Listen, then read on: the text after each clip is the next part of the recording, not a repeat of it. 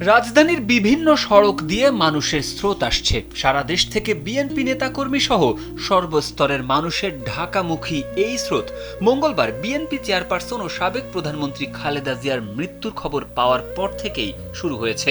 আর বুধবার ভোর থেকেই মানিক মিয়া এভিনিউয়ের জানাজা স্থল নেতাকর্মী সাধারণ মানুষের আগমনে কানায় কানায় পূর্ণ হয়ে গেছে। জানাজার জন্য খালেদা জিয়ার কফিন মানিক মিয়া এভিনিউর পশ্চিম প্রান্তে রাখা হবে। দুপুর 2টায় জানাজা অনুষ্ঠিত হবে। এরই মধ্যে জিয়াউর রহমানের সমাধি সৌধ এলাকায়ও বিপুল সংখ্যক নেতাকর্মী ও সাধারণ মানুষের ব্যাপক উপস্থিতি দেখা গেছে।